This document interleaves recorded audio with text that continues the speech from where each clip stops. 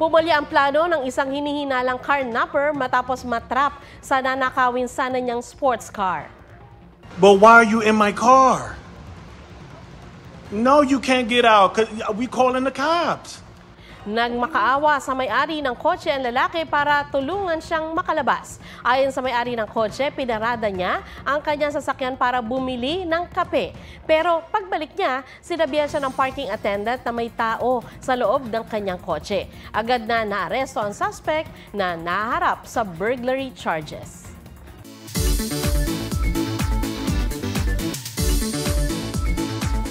May perfect spot sa Ilocos Sur kung saan sabay na matatanaw ang ganda ng kabundukan at dagat. G. tayo riyan kasama si Ian Cruz.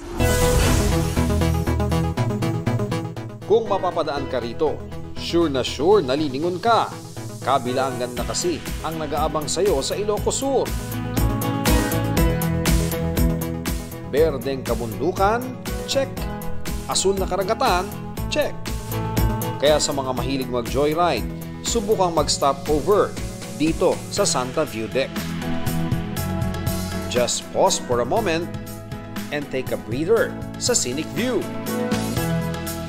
Damahin ang sariwang hangin habang pinapanood ang hampas ng alon sa naglalakihang rock formations. Ian Cruz nagbabalita para sa GMA Integrated News.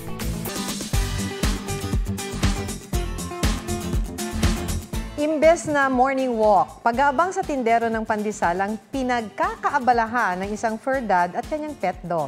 Pero hindi ang amo ang suki, kundi ang alagang aso na pandesal lover. Pusuan niya sa report ni Oscar Oida. Pandesal lang ang katapat ng asong ito. Pandesal. Siya daw po.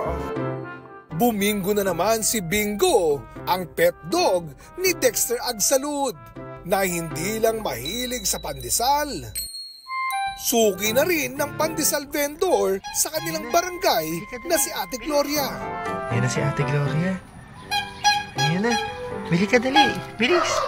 Sa katunayan, kwento ni Dexter, si Bingo raw mismo ang naghihintay sa labas. Same spot palagi para masigurong maaabutan ang paboritong tinapay. Please, bayad mo.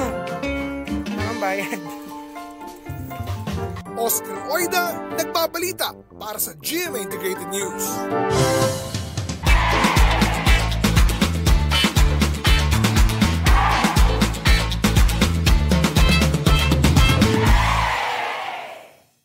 Huwag magpahuli sa mga balitang dapat ninyong malaman.